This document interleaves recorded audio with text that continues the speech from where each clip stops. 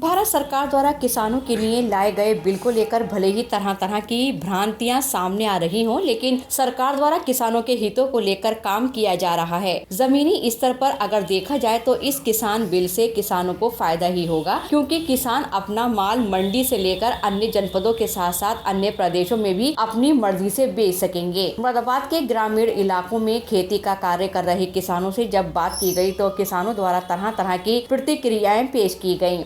अफवाह उड़ाई गई है कि इससे किसानों को नुकसान है, जबकि इससे किसानों को बहुत बड़ा फ़ायदा है। इससे बिचौलिए से मुक्ति मिलेगी। सबसे पहले तो आप अपना माल पूरे देश में कहीं बेच सकते हैं। दूसरा, मंडी के बारे में भी जो भ्रांति फैलाई जा रही है, मंडी का भी जो कार्य है वो आड़तियों का वो भी चालू रहेगा और उससे भी उन्हें फ़ायदा मिलेगा। किसान अपना माल सीधे तौर पर किसी को बेच सकता है। किसी जो अफवाह उड़ाई जा रही है एमएसपी को लेकर, एमएसपी का कोई भी दिक्कत किसी सरकार की तरफ से नहीं है।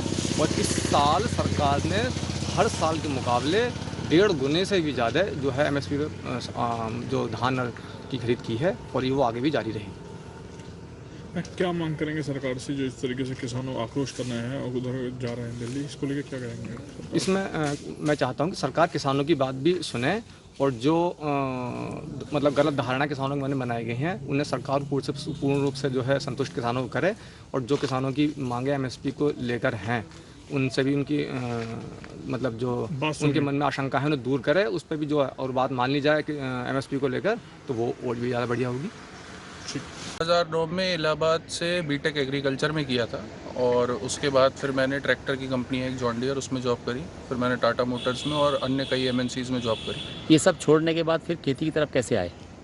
देखिए, मेरा बहुत समय से कुछ अपना ही स्टार्टअप करने का विचार था, लेकिन हर एक जॉब के जो भी बच्चा जॉब कर रहा होता है, जो भी जॉब करता है, उसके मन में एक इनसिक्योरिटी होती है कि मैं एकदम से जॉब छोड़ के क्या करूं। उस केस में मैंने कंसल्टेंसी ली और मुझे कृषि का क्षेत्र सबसे अच्छा लगा और इसीलिए मैं कृषि के क्षेत्र में अपना कुछ व्यवसाय अब मैंने अपना यहाँ पर स्टार्ट किया है। ट्रेनिंग सेंटर में मैंने यहाँ पर आके ट्रेनिंग करी 60 दिन की। 60 दिन की ट्रेनिंग करने में मुझे काफ़ी सारी फील्ड्स के बारे में जिसमें हम लोग काम कर सकते हैं, अलग अलग चीज़ों के बारे में मुझे जानकारी मिली।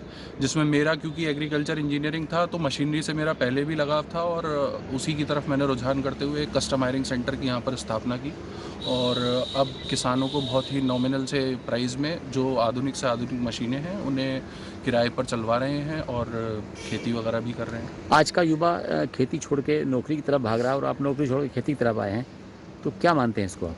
सर देखिए, मैं आपको एक छोटे से उदाहरण के साथ इस चीज़ को बताता हूँ। लॉकडाउन लगा था और मुझे लगभग 1 साल हुआ है अपनी नौकरी छोड़े हुए और व्यापार स्टार्ट करे हुए। लॉकडाउन में सारे सेक्टर पे बहुत बड़ा एक इम्पैक्ट आया है। बहुत लोगों की नौकरियां गई हैं, बहुत क्षेत्रों में बहुत ज़्यादा गिरावट आई है, लेकिन कृषि ही एक ऐसा क्षेत्र है जिसमें कोई भी इम्पैक्ट देखने को नहीं मिला या बहुत ही नामालूम इम्पैक्ट आया है, जो कि फसल के बिकने और इन सब चीज़ों में आया है, लेकिन वो भी अब दोबारा से सब कुछ नॉर्मल स्थिति में आ गया है। तो खेती एक ऐसी चीज़ है जो आपको, क्योंकि हमारा कृषि प्रधान देश है, हम अपनी अगर जड़ों से जुड़ेंगे तो सबसे ज़्यादा अच्छा रहेगा। किसान लगातार जो है, आप देख रहे होंगे प्रोटेस्ट चल रहा है, कि आप युवा हैं, आप अपनी जॉब छोड़ के जो है किसानी में आए हैं। क्या मानते हैं सरकार जो है किसानों के लिए क्या बेहतर करे, और सरकार का ये जो बिल आया है इसको लेके क्या राय है आपकी? सर देखिए, सरकार एक अच्छे मंशा के साथ में एक बिल को लेके आई है। थोड़ा सा जो मुझे लगता है कि किसानों में उस बिल को लेके जागरूकता की कमी है और सही तरीके से जो बिल है उसका अनुवाद किसानों तक नहीं पहुंच पाया है। अगर सरकार अपने चीज़ों का अनुवाद सही तरीके से करके किसानों को समझाएगी तो शायद ये प्रोटेस्ट वगैरह और इन सब चीज़ों की ज़रूरत नहीं पड़ेगी।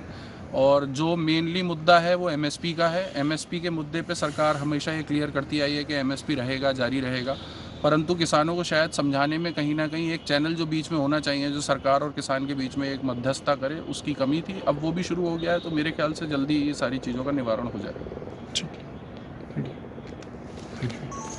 वहीं कृषि केंद्र चलाने वाले कृषि वैज्ञानिक डॉक्टर दीपक मेहंदी रत्ता द्वारा कहा गया कि किसानों के लिए लाया गया बिल नुकसान का सौदा नहीं है। हमें जरूरत है कि हम इस बिल को अच्छे से समझें, क्योंकि सरकार किसानों के हित में काम कर रही है। अगर सरकार बार बार किसानों से बात कर रही है और बिल जो है वो एक अच्छी मंशा से उन्नति करने के लिए ही लाया गया हैगा। सरकार ने जो लाया है वो किसानों की उन्नति के लिए लाया है और एकदम अगर हम उसको इम्प्लीमेंट हो जाए और लोग लगे और आए, क्योंकि कॉन्ट्रैक्ट क्रॉपिंग के ऊपर डरा है, तो कॉन्ट्रैक्ट क्रॉपिंग अभी भी पहले भी हो रही है, लेकिन असंगठित तरीके से हो रही है। बहुत सारी कंपनियां हैं जो कॉन्ट्रैक्ट क्रॉपिंग करते हैं, आलू की क्रॉपिंग हो रही है, बहुत सारे पंजाब में भी हो रही थी, और कई जगह टमाटर है, और आर्टिमिसिया एनवा है, ऐसी बहुत सारी चीज़ें हैं जिनकी कॉन्ट्रैक्ट क्रॉपिंग आज भी हो रही है। तो भविष्य में भी होती रहेगी, ऐसा कुछ नहीं है। लेकिन ऐसा चीज़ है, जैसे अब एक PBW 226 गेहूँ आता है, वो मुरादाबाद या आसपास के क्षेत्र की मंडियों में लोग, किसान को नहीं पता, वो उन्हीं रेटों में वो बेचता है और दूसरी वैरायटी को भी बेचता है। लेकिन 226 अगर वो दिल्ली या किसी और मंडी में ले जाता है तो उसके वहाँ पे 2 रुपये ज़्यादा मिलते हैंगे।